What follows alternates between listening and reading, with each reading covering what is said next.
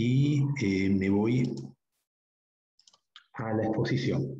Bien, entonces el ejercicio, que terminó siendo un poco largo, lo que necesito es que ustedes se den cuenta que tanto en experimentos como en ensayos no experimentales, como el que acabamos de describir, de la vegetación, cómo cambia la vegetación en el Cerro de Montecristi, los parámetros que se miden, ¿cuáles son las variables independientes y las variables dependientes? Las independientes serán las ambientales y hemos visto que puede ser la humedad relativa, la temperatura, la radiación, y vimos cuáles son los instrumentos que se usan para medirlo. Mientras que las variables dependientes serán una función de la vegetación. Pero, ¿cómo me la medimos? Bueno, una posibilidad era el ancho de la hoja, la altura de los árboles, la densidad de los árboles y el tipo de vegetación, si yo tengo vegetación arbustiva o vegetación arbórea. Puedo hacer un enumerado de las plantas que estoy viendo, qué porcentaje son hierbas, qué porcentaje son árboles.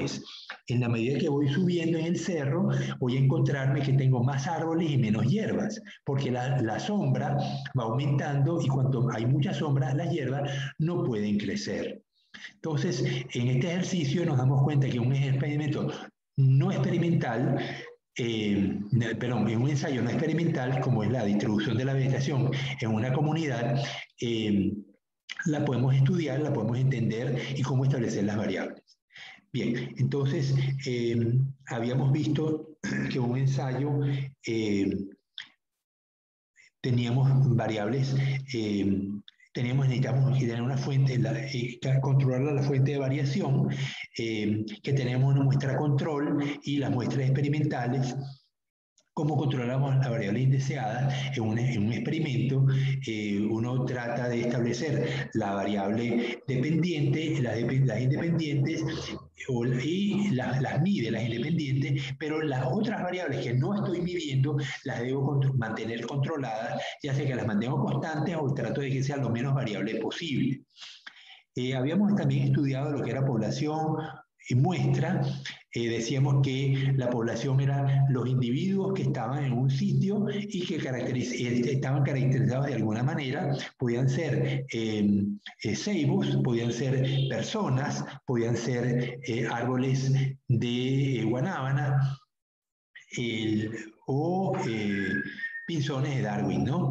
Lo importante es que hemos identificado a los individuos de una manera y queremos saber cuál es su población. Pero como no siempre podemos medir toda la población en una zona, lo que hacemos es que tomamos muestras.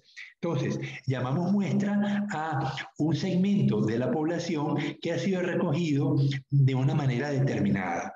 Si la manera es adecuada, lo que yo mida en la muestra va a ser representativo de lo que caracteriza a la población.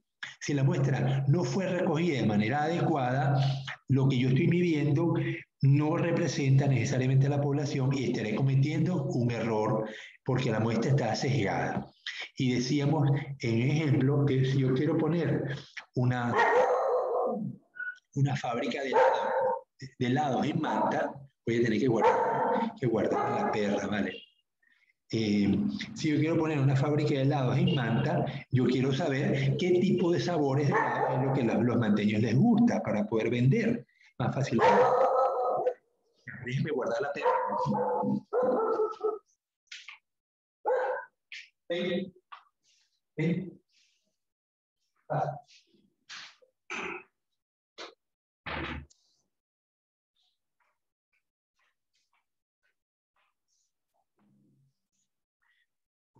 Entonces, si yo quiero saber cuáles son los sabores de helados que a los manteños les gustan para poder montar mi fábrica, yo tengo que hacer un muestreo. Y para eso pues voy a un centro comercial o a una plaza o a una calle y voy a preguntarle a la gente qué sabores de helado les gustan y voy a contratar pues, a encuestadores, ¿no? Que me van a invitar a las personas que si lo quieren, primero si quieren participar en la encuesta, y si están dispuestas y me dan el tipo de sabor que les gusta, yo les voy a regalar un helado que tengo en una cava al lado, ¿no? De tal manera que promuevo mi empresa al mismo tiempo que hago la encuesta, ¿no? Entonces, si la encuesta es hecha aleatoriamente, va a ser representativa.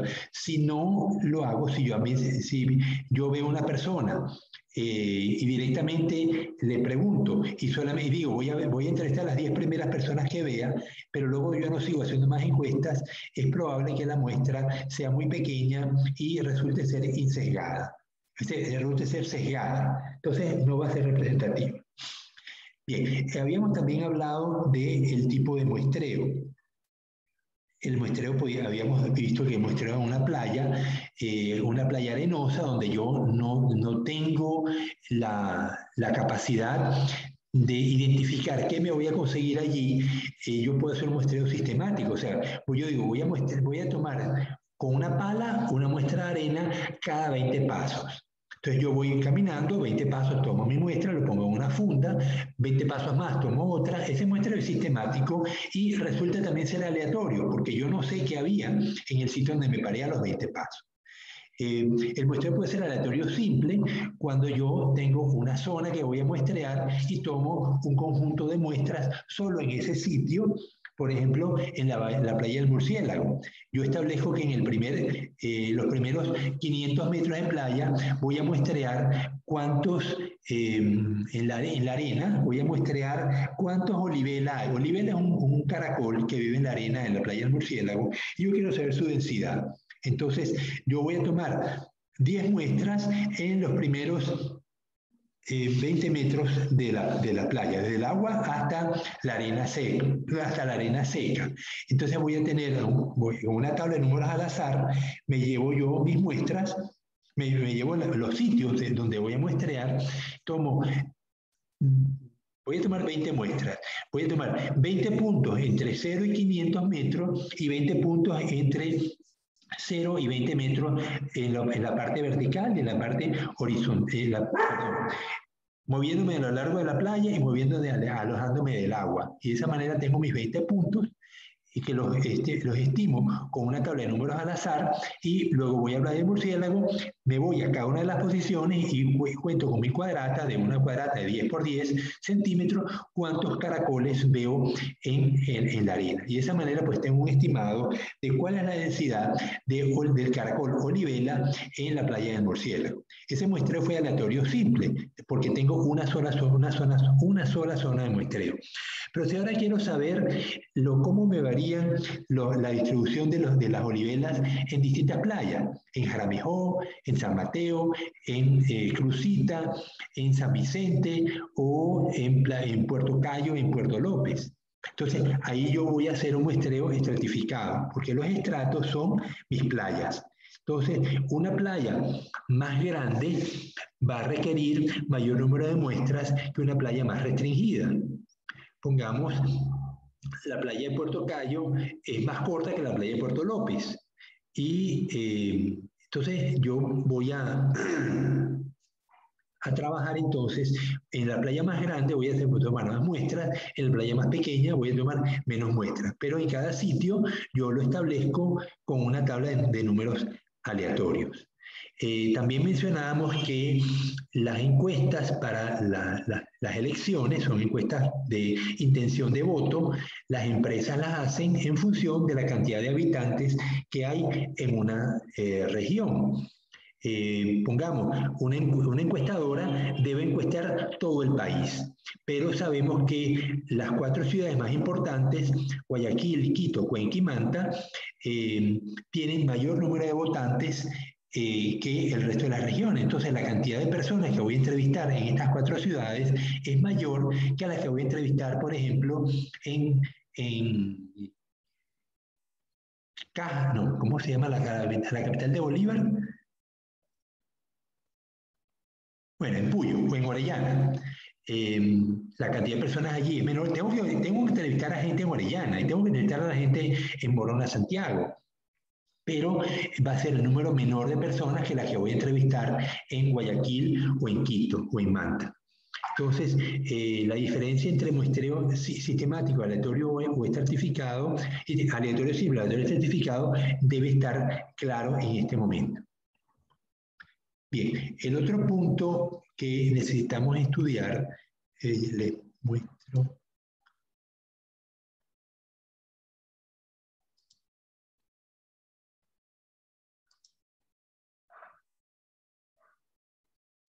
No. Me faltan, fíjense, tenemos población, muestra, muestreo, replicación. Ajá. No hemos hablado de la replicación. ¿Por qué es indispensable replicar una muestra en los experimentos? ¿A alguien se le ocurre? ¿Cómo, profe? ¿Por qué es necesaria las réplicas? Cuando yo voy a hacer una medición, pongamos, voy a medir la cantidad, la cantidad, la temperatura del agua en la playa de Murciélago. ¿Por qué debo tener varias mediciones y no una sola? Para, en este caso, que sea confiable, pues si tenemos varias réplicas, en este caso vamos a ver si el resultado es constante o si solo hacemos una, va a ser simplemente un resultado, entonces va a ser como algo medio, como que no tiene mucha fiabilidad. Ajá. La fiabilidad va a estar en función de qué parámetro. Parámetros. Sí. No sé, en la constancia de los resultados. O sea, me imagino que si hay un resultado constante, debería Ajá. ser algo. Más fiable, ¿verdad? O sea, entonces el parámetro que te indica la fiabilidad es la variabilidad. Cuando un parámetro que has medido es poco variable, significa que el resultado que obtuviste es más confiable que si tengo una variabilidad muy alta. Si yo mido un parámetro cualquiera, pon tu turbidez en el agua.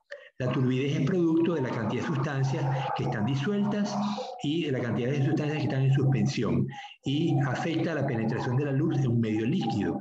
Entonces, el agua muy turbia, pongamos el río Manta, a nivel de Tarqui, es un agua usualmente muy turbia.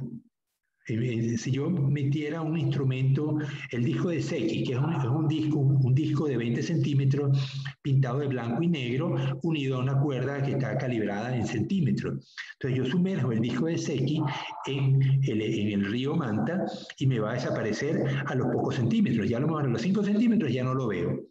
Pero si lo sumerjo en la playa de Murciélago, a lo mejor para que desaparezca voy a tener que meterlo a 10 metros de profundidad. Sí, me tendría que meter en un bote, ¿no? Porque si me voy a donde me estoy bañando, que tiene 1,5 metros, obviamente el disco va a pegar del fondo y lo voy a seguir viendo.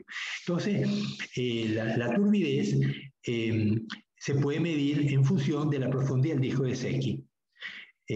Pero si una zona tiene una playa de Manta, tiene muy cerca un río, la cantidad de partículas que el río arrastra van a estar influenciando la zona de la desembocadura, pero un poco más allá, a lo mejor no.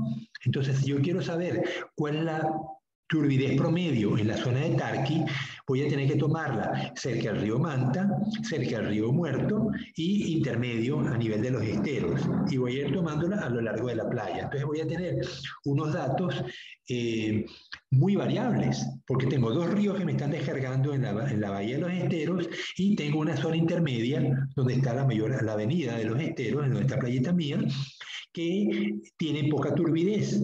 Entonces, obviamente, la turbidez de ese lado de la bahía de Manta va a ser mucho más variable que del lado de la playa de Murciélago, donde no le caen ríos y es muy probable que si yo mido la turbidez en Barbasquillo y en Murciélago, me va a dar un valor muy parecido. Entonces, el valor que mido en Barbasquillo y Murciélago es más confiable porque tiene menos variabilidad que el que mido del lado de los esteros, del lado del muelle pesquero, ¿no? Entonces, se entendió esta parte de cómo la variabilidad me afecta la confiabilidad de un dato. Pero, como decía el compañero, si yo tomo una sola medición, yo no sé si el dato es confiable o no porque no tengo variabilidad.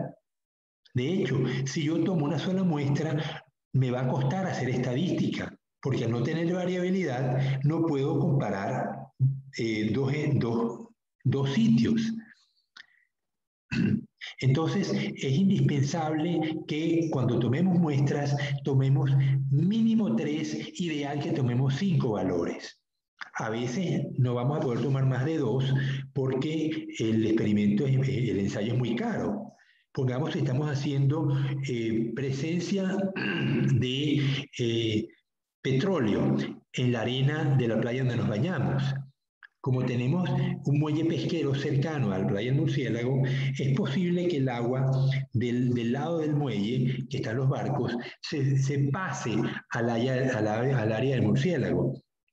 Y entonces nos preocupa que ese nivel de esa contaminación vaya a afectar a los bañistas. Entonces queremos saber cuánto petróleo hay acumulado en la arena de la playa del Murciélago.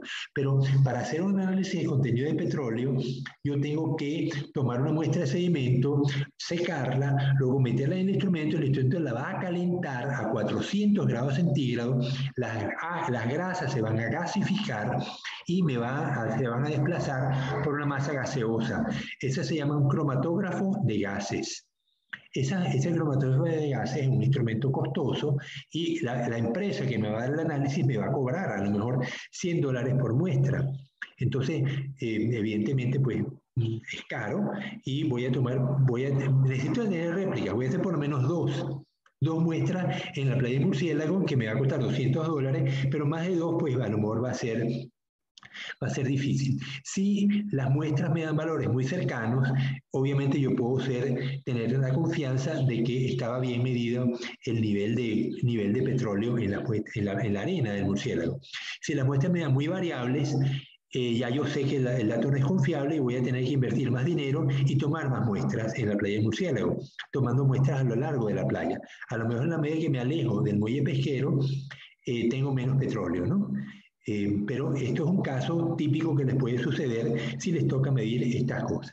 Entonces, vemos por qué la replicación es fundamental en los experimentos.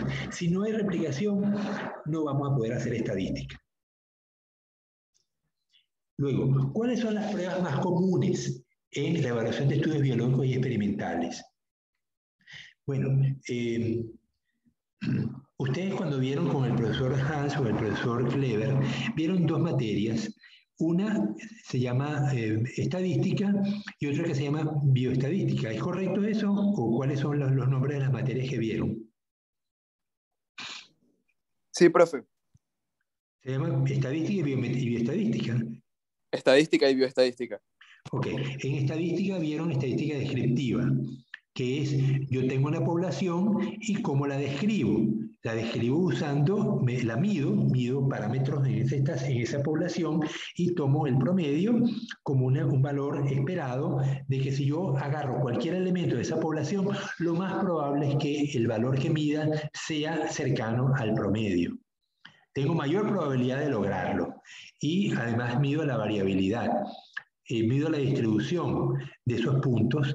Puede ser una distribución normal, puede ser una distribución de Poisson, puede ser una distribución tipo binomial, pero distribuciones al fin hay varias y lo que hace es que cómo están distribuidos un parámetro en el espacio de esa población.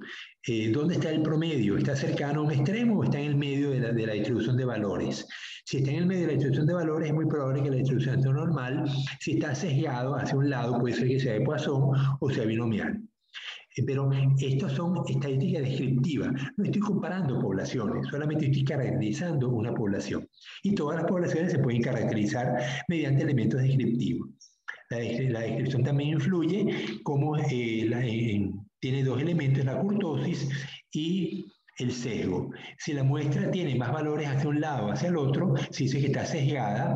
Si tiene una distribución, hay muchos elementos al medio y pocos en los extremos, se dice que es una distribución leptocúrtica. Si tiene muchos elementos distribuidos a lo largo de todos los valores, se dice que es platicúrtica. Bueno, esto ya lo vieron, lo estoy repasando cosas que ya estudiaron, pero se dan cuenta que la estadística descriptiva solamente me permite eso, describir, más no comparar. Pero ahora yo quiero comparar cosas, quiero comparar poblaciones, y para eso tengo que usar pruebas estadísticas, y las pruebas estadísticas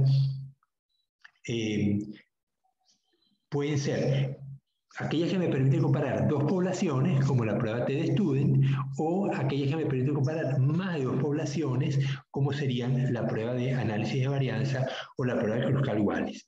Entonces,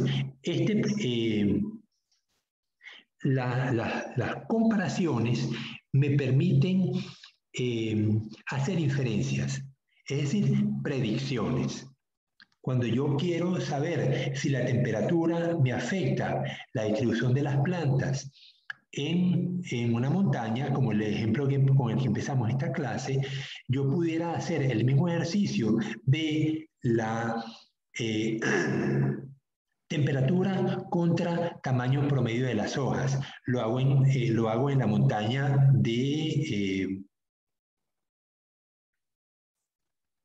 de Montecristi, luego me voy a Chone, me busco una montaña, que Chone es una zona muy bonita, con muchas montañas, lo hago también allí, luego me voy a otra zona montañosa, Santo Domingo de los Áchilas, me puedo ir a Quito, me puedo ir a Chimborazo, me puedo ir a Tosagua. Entonces, en esas montañas voy a hacer lo mismo. Voy a tomar temperatura del sitio, promedio del sitio, que si la puedo medir, o voy a buscar un aeropuerto cercano donde me dé la temperatura promedio del lugar, y luego voy a tener, aunque no me sirve, porque tengo que tomarlo, voy a medir las hojas y voy a medir la temperatura del sitio donde tomé las hojas. Olvídense del aeropuerto. Entonces, yo voy a poder ver que cuál es la relación entre la altura, el tamaño de la hoja con respecto a la temperatura del sitio donde medí el árbol, ¿no? O los árboles. Entonces, la pregunta es, cuanto mayor, la hipótesis es, cuanto menor es la temperatura, mayor será el tamaño de las hojas de los árboles. Esa hipótesis yo la puedo someter a experimento haciendo las mediciones que mencionamos, yendo a distintos sitios, distintas montañas, voy a medir las distintas alturas, porque es como me varía la temperatura, voy a medir la altura, el ancho de las hojas, y luego entonces voy a hacer un análisis de varianza donde voy a colocar temperaturas y ancho de hojas. Entonces, este experimento se llama un análisis de varianza que ya lo vieron con el profesor Kleber en bioestadística. Ahora, ¿cuáles son las pruebas más comunes que se usan en los experimentos biológicos? Esto lo vamos a hacer en un ensayo que es un deber que me van a traer el próximo viernes. Van a ir a las revistas que ustedes quieran, que sea de biología, puede ser en inglés, puede ser en castellano, pero necesito que consulten, primero que se agrupen, ustedes son 19 estudiantes, se van a agrupar en grupos de 3, a lo mejor ya están agrupados, a lo mejor ya ustedes vienen haciendo ejercicios de esta manera en grupos, entonces vamos a tener 6 por 3, 18 y un grupo de 4, vamos a hacer 7 grupos, 18 son 6 por 3, son 6 grupos de 3 y un grupo de 4 para que me den los 19. Y por grupo se van a dividir el trabajo, cada estudiante va a consultar 5 revistas.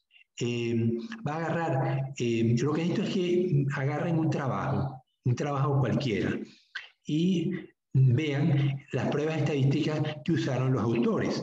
Vamos a hacer un pequeño ejercicio, ya se los muestro. Un momentito que ya vengo.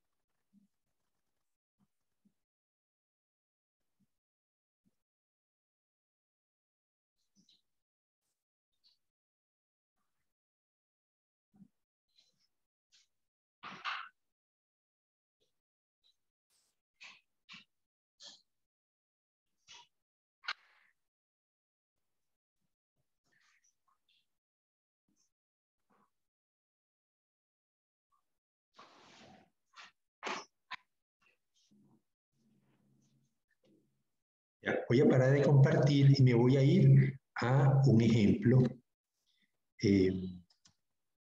para que sepan exactamente qué es lo que van a hacer.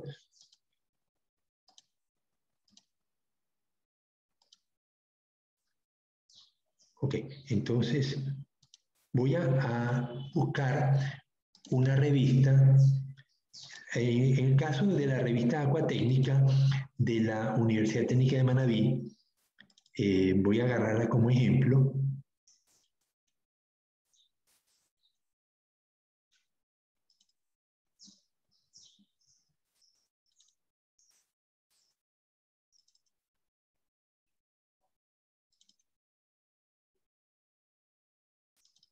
Ok, aquí tengo el, ya se los muestro.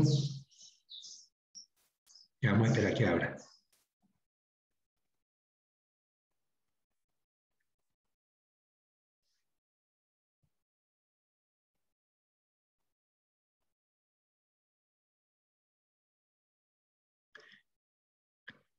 Bien, entonces voy a compartir ahora la revista Acuatécnica. Cualquier revista nos va a servir. Usa Acuatécnica porque tengo el volumen completo. Entonces, esta es la imagen, son unas conchas que están en peligro de extinción y en España pues las están cultivando para lograr sostener la especie, ¿no? Entonces, veo el primer trabajo.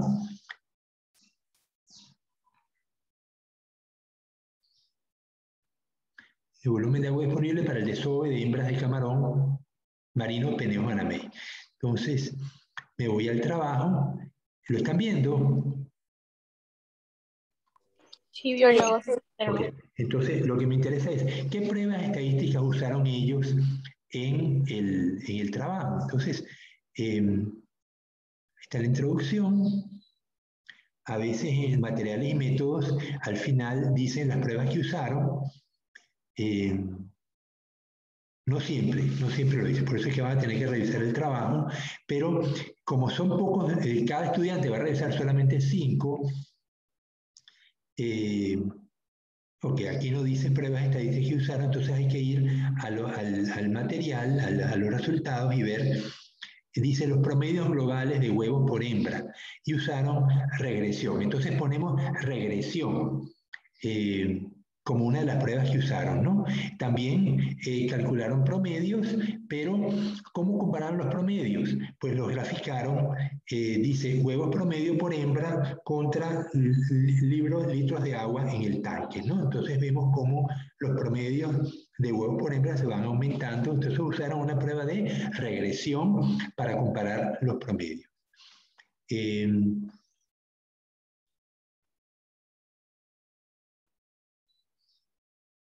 Ok, aparentemente no tienen otro dato, sino que usaron regresión.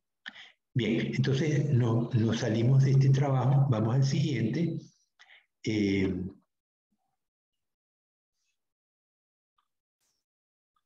Dice presencia, lo dice en español y en inglés, ¿no? Presencia de proteína amiloide en la almeja amarilla. Vamos a ver si aquí el autor me indica en materiales y métodos, está en inglés. Vamos a materiales y métodos.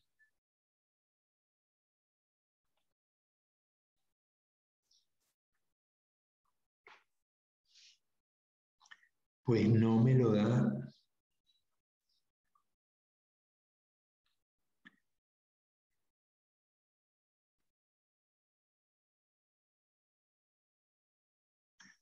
Ok, esto es...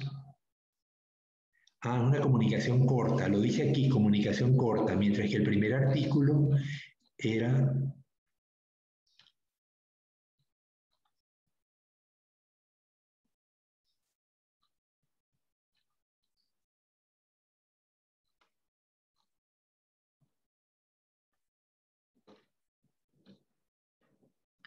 Ah, también comunicación corta. Bueno, es que la comunicación es corta, los artículos no se suelen separar en introducción, materiales y métodos, pero este autor sí lo deparó, o sea que no es un error, esto no es una comunicación corta, esto es un artículo normal, ¿no? Y las comunicaciones cortas pues no tienen separación, entonces no podemos identificar introducción de materiales y métodos, etcétera, ¿no? Así que vamos a saltarnos esto porque no veo pruebas estadísticas que usaran los autores en este caso, ¿no?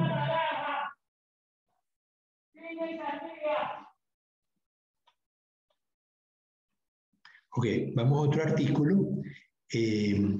Entonces, lo que yo necesito es que anoten el nombre, los autores, la revista, autores, año, el título del trabajo y la revista, el número, el volumen, la página, y indican qué pruebas estadísticas usaron estos autores. En el primer caso, veíamos que los autores solamente usaron regresión. Pero solamente vamos a poner los artículos donde aquí dice patrón de expresión tisular de los genes en Esparus aurata y Solia senegalense, y aquí dice artículo original. Entonces, el artículo original pues va a tener una separación, una introducción, va a tener materiales y métodos,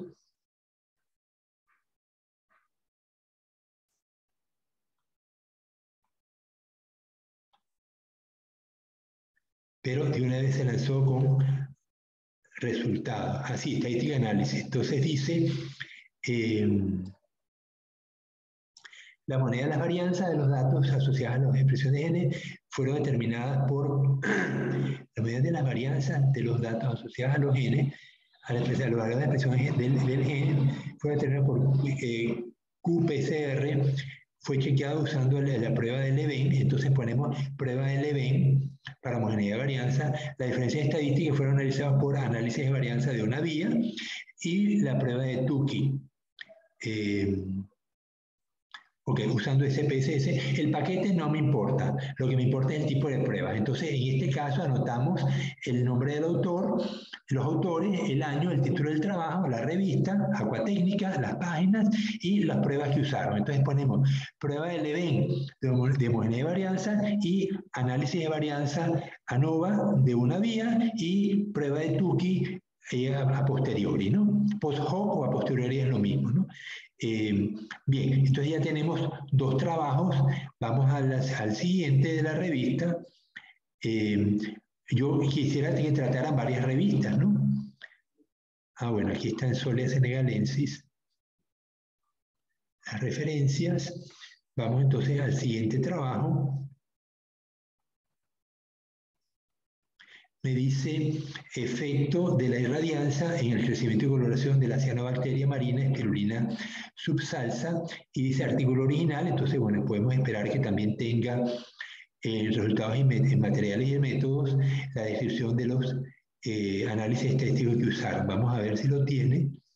No siempre lo pone, se analizó, aquí lo dice, un análisis exploratorio previo de los datos de peso húmedo, concentración de clorofila, ¿verdad? Para observar si cumplían con los supuestos de normalidad y homogeneidad de datos. Dados los supuestos, se procede a realizar la prueba paramétrica de análisis de varianza. Entonces, análisis de varianza, ponemos una rayita y lo tenemos con diferencia significativa, se les aplicó la prueba de Tukey. Ok, entonces, y el paquete estadístico que usaron en Soft Statistica, eso no nos importa.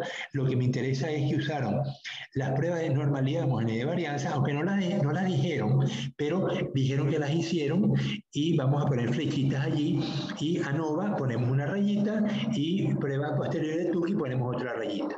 Entonces, vamos viendo las pruebas que usan los autores en las evaluaciones biológicas. Vamos al siguiente.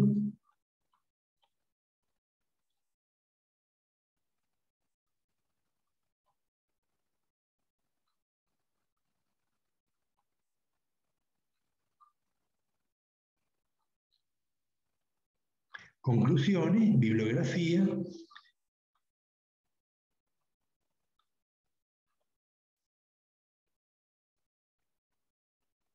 Ok, dice fitodepuración misotrófica en sistemas de recirculación acuícola para el manejo sustentable de nutrientes contaminantes. Entonces vamos a ver, este es un artículo original también, un artículo de revisión. Los artículos de revisión no tienen estadística, así que nos saltamos este trabajo y nos vamos a otra revista. Entonces, ¿está claro qué es lo que van a hacer? Ariana, por favor, dime si lo tienes claro. Sí. Ok, entonces, para el día viernes me mandan al aula virtual una lista por equipo, donde van a poner el nombre de los integrantes del equipo y luego van a decir, en una tablita, puede ser como los nombres de los artículos, el autores, año, el tipo del artículo, lo pone en bibliografía, pero le pone un número. Pongamos número 1, es el artículo de el primero que vimos hoy. Entonces tiene los autores, año, título y revista. Y luego en la tabla de pruebas estadísticas usadas van a poner artículo 1. Y luego entonces tenemos a la derecha las pruebas que ustedes han encontrado que la gente usa. Van a poner la prueba de Leven, la prueba de Kruskal-Wallis, la prueba de Kolmogorov-Smirnov, la prueba de Shapiro-Wilk para medir normalidad. Van a poner ANOVA de una vía, ANOVA de 2 vías, la prueba de Tukey a posteriori, va a haber regresión, correlación, y van a descubrir otras pruebas que la gente hace. Lo que necesitamos es saber exactamente eso.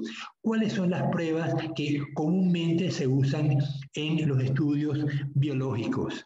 Por eso quiero que sean revistas, algunas de biología molecular, otras de zoología, otras de botánica, otras de acuicultura, como la que acabamos de ver, para que ustedes mismos se nutran de las pruebas que debemos estudiar en este curso, porque las van a necesitar para las investigaciones futuras, cuando ustedes hagan sus tesis y cuando trabajen como biólogos ya profesionales.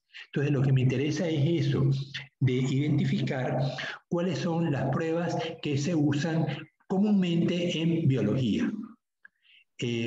Ya se me acabó el tiempo, son las 8:58. El viernes entonces vamos a recibir la tarea.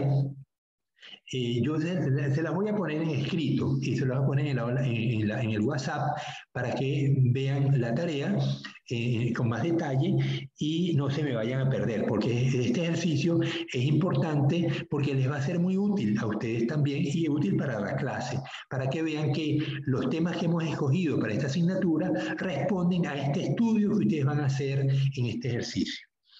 También vamos a ver los paquetes estadísticos. Yo sé que ustedes han usado varios, pero vamos a introducirlos al paquete Infostat que vamos a usar en esta asignatura. Bueno, jóvenes, espero que les haya gustado la clase. Nos vemos entonces el día viernes. Gracias, profe. Hasta luego. Hasta luego, profe.